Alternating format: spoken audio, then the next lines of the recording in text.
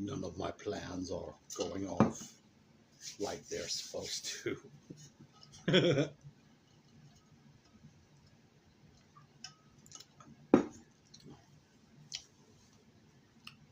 And that's fine. I've got a bad headache from going out, getting hot, coming back in this very great air conditioned fucking trailer. Cause man, is it good. But going back to the hot and then the cold, and the hot and then the cold gives me a migraine. I can feel it. Not a tumor. Hopefully, it's not a tumor. I doubt it. I think it's just from that. And that's it. I went to check the mail. No fucking such fucking computer box. Only a fucking laminated card from Spectrum. Motherfuckers, which I don't need. They send me just about as much email, too. I'm like, what in the fuck is going on? I don't want to know. Too many emails. Too much weird shit. I only have the attention span for certain weird shit. And it's spent. It's already accounted for. I'm not reading extra fucking extraneous emails. I just don't want to. That's just the way it is. So there. There was some concerning shit that I never figured out. But I got a little closer. And that's fine. You know, some things I probably don't know. And would be surprised the first time. I'm figuring that. I'm not being scammed because I don't have any money that's being stolen. I could have my identity hacked or stolen to some degree. But, you know,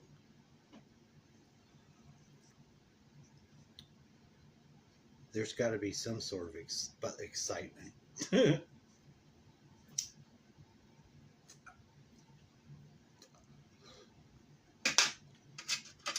So now what? Now I try not to go outside anymore. I've done all I need to do. Sweat my ass off enough and change clothes enough after having to re-shower to know that I'm not going to do it anymore. I need a rod that's thinner for the tires to attach to my little trailer thing, which for a long time I've been trying to switch tires around and get the right set to move that thing around, and no, they're all fucking flat or not configured right or wrong in some sort of way, this or that. And now the one problem that I have is not major at all. It just needs to be solved, probably by another rod that may be here and it may be not. Maybe it's one I have to get. Don't know, don't care, not doing it right now. That's just the way it is.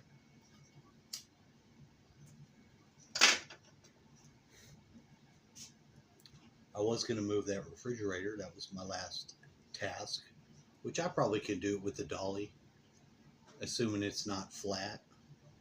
I think the one that I have is flat. Pretty sure it is, because all mine were flat. All the tires on all the extra fucking stuff, including the dolly, were not good anymore. I try to amass them into some of those tires that are on those fucking lawnmowers, them big ass tires. I would like them off and put aside and then just junk the fucking lawnmower. But I would definitely keep the big ass monster tires, even if I couldn't use them. And maybe I can at this time. But that's one thing on all my junk shit I can't do nothing with, or am not going to, but consider it junk metal, old fucking tractor-y shit. I will be stealing the tires off of all of those, of which I think there's 3 that I want the fucking tires off. because I use them somewhere else. Are they even good? I don't know. Shut the fuck up. Worry about your own shit. That's all I can say. And I don't even know. So we're in discovery with our own shit. That being said, it's very important that you get your own shit done in the heat of your own yard when you can. You fuck around and get all complacent, then all your shit will be never able to be done. But I got enough of it done that I've been trying to do for a minute. And I was gung-ho about it. I just came back in many times after doing mostly this activity in the early day. And it's fucking hot out there. It's retarded fucking hot. Like, for real. I watched the weather and I was thinking, man, this is crazy. I watched some Mexican TV shit too. It doubled down. I watched that first. I don't know what the fuck I was watching. It was crazy. It was like gang stalking though. You know, because they're watching you. When you experience gang stalking, the phenomenon that occurs does occur. And it does occur in the way that it seems as if the TV's watching you. And that may sound weird, and it's probably you, to some degree, perceiving it in another way. I don't think you should ever dismiss that being the dual-bladed sword. It'll cut you both ways. It's a good thing that you could have that as a gift. It's a bad thing that you could taunt yourself with something that could have been a gift. And it could taunt you because it would freak you out. There's really no way around it. I think it's part of the consciousness expanding phenomenon, because everyone that's into that has had the same experiences they all tell. Now, I have my own opinion on it and my own theories, but I don't know. It's just that I think you have to clear the more low vibrational energies first. So it's always going to be sort of sketchy and high alert. Whether or not there's any real danger or concern is secondary. Because if you believe there is, you have a part of your biology that you need to get under control. And by dealing with it, by managing it, even if it's not even real, but perceived, it does you some good. Because you're training your mind how to deal with scenarios and change them into other scenarios, which is exactly what occurs. So there's a biological imperative to why we are freaked out by certain things. You know, all humans are freaked out by the dark and by like snakes. And there's reasons for that kept us alive. When I see a snake, fucking I'm seeing the snake many times after I've already seen it. Something that now looks like a snake definitely is a snake for a second until I realize it's not. So I'm walking on eggshells, but it's necessary. I walk barefooted. I hadn't been bit by a snake yet. And I put my feet down into these weird areas where I go. And I really wonder, it's like very stressful until I stay. Well, I don't like to stay in any of those footsteps too long either. I'm hopping around, fucking skipping and shit.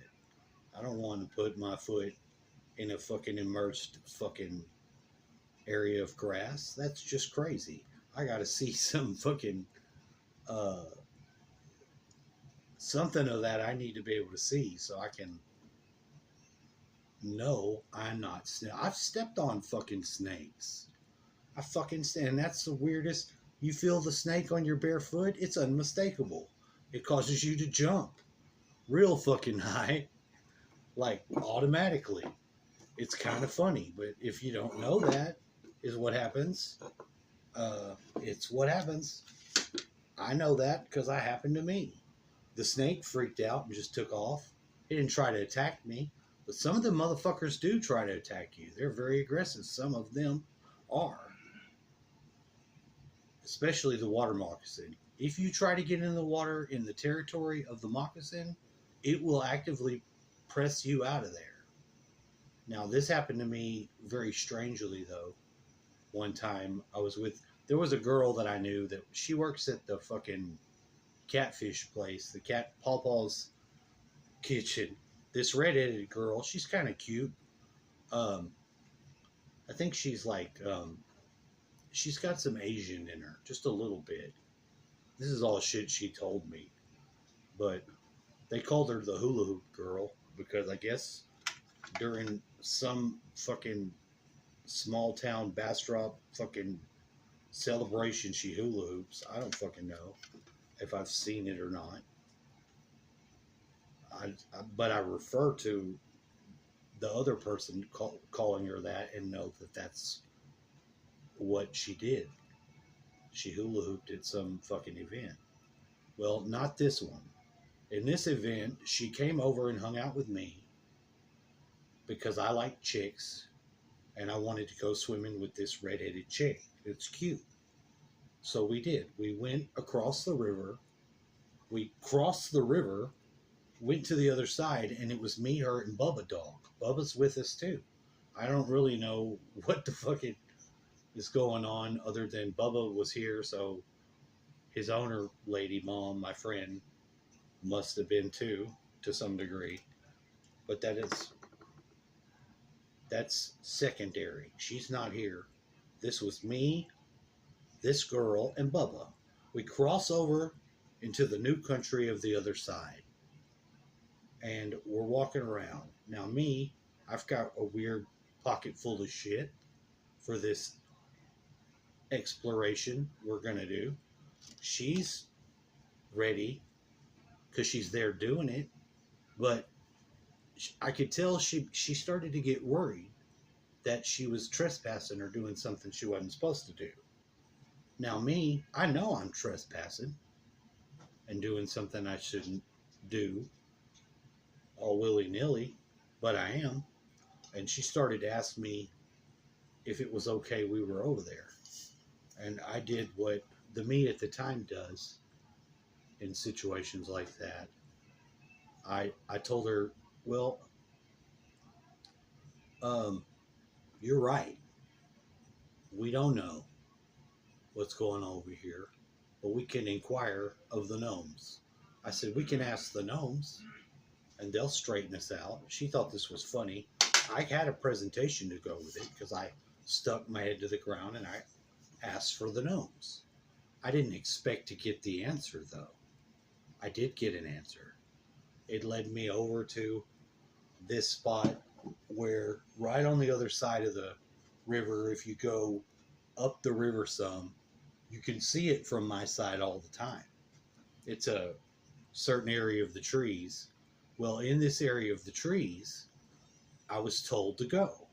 So I'm going like, I'm talking, I wanted to get clearance from the boss. No. Yeah, I'm making it up, but I'm experiencing it too. So don't be discouraged or an asshole. I experienced this. So I got over there, and what I found, was there was this tree that does like there's one in my front woods, it lays flat. They say the Indians put them like that by tying them down to point different trail directions and shit. Maybe, possibly. So this one's kind of like that too.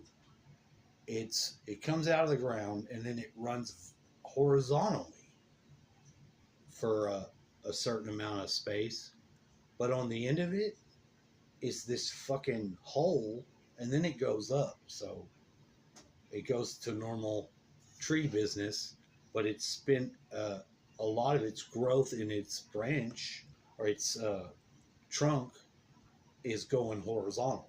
At the end of it is a hole, and this is where I encountered the gnome boss.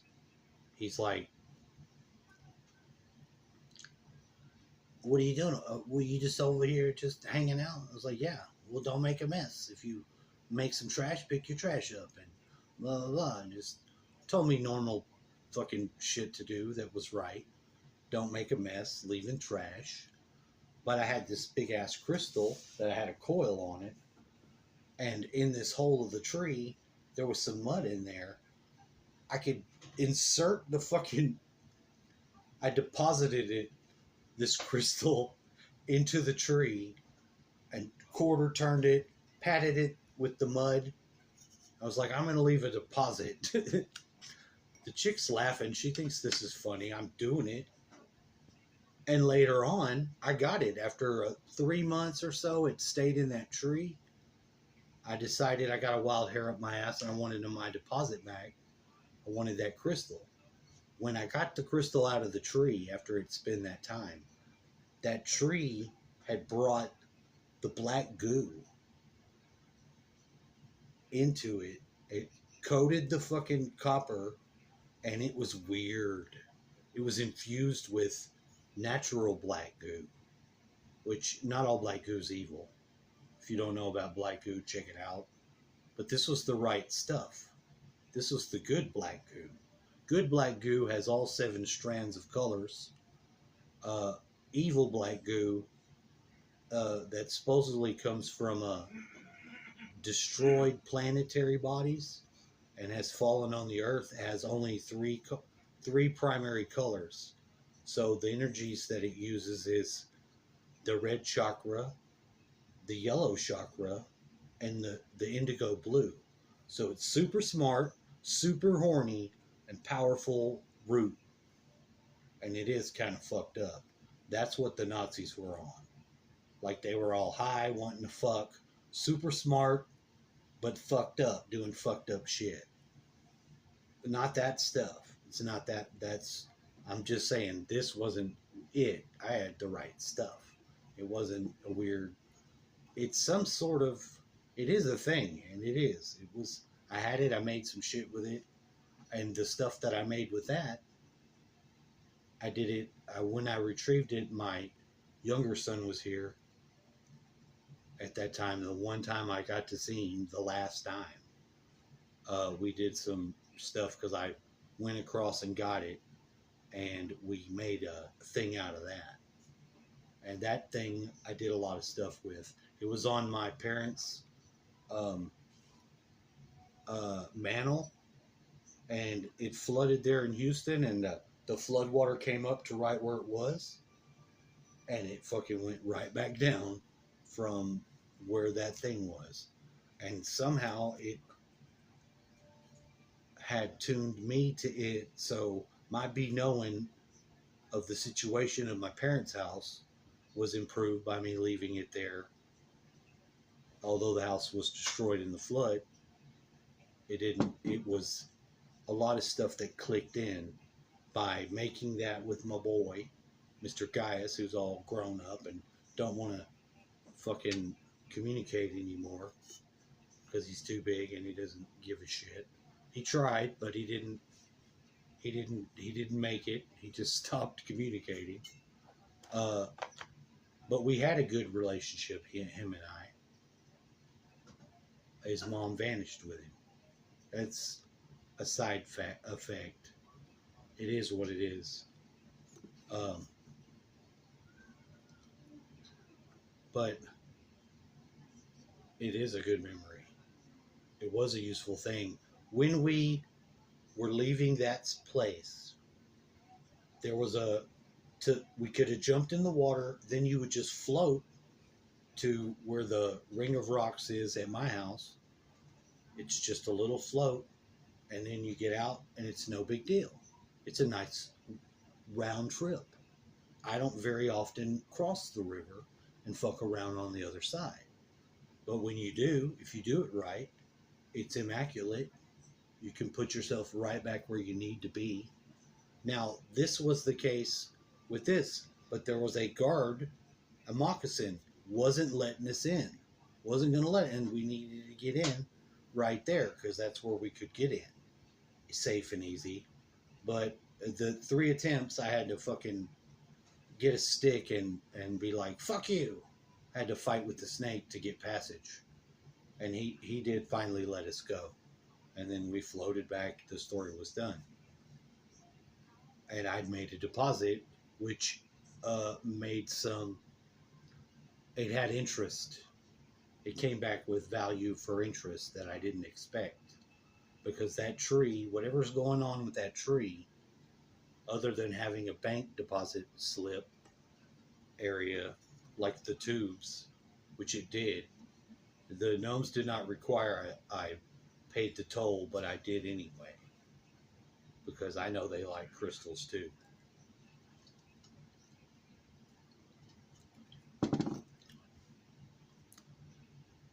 And without Facebook, I don't talk to the girl anymore, so. But any adventurous experience, she was beginning to wonder that it wasn't safe, we were trespassing. She was right about what her thoughts were telling her. I was right about inquiring of the gnomes, because I wouldn't have found this little spot.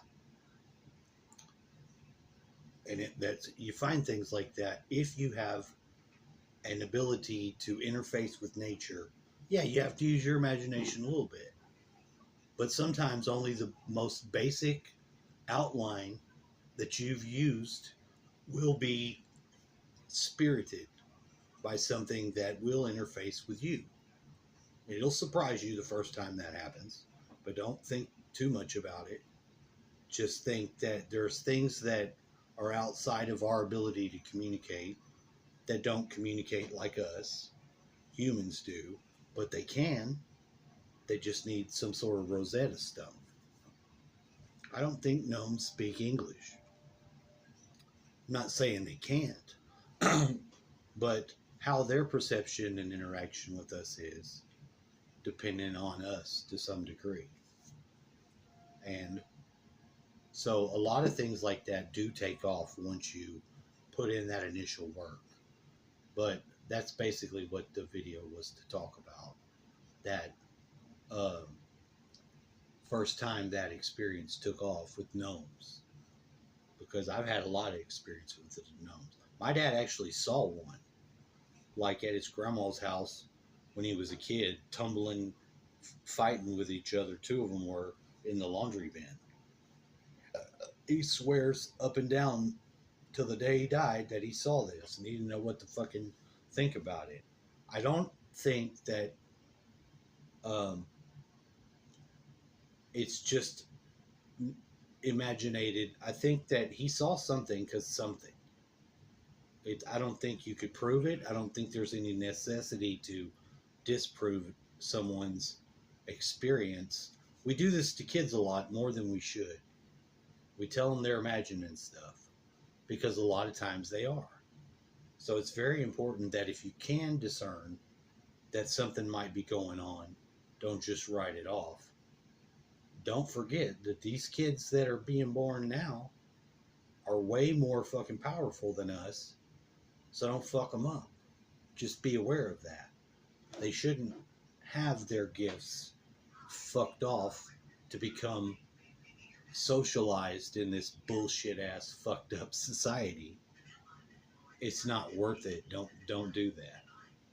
It is worth it maintaining some sort of footing with their inner child, and you being a parent, you can do that. It's not that hard. You just have to pay attention, the right attention.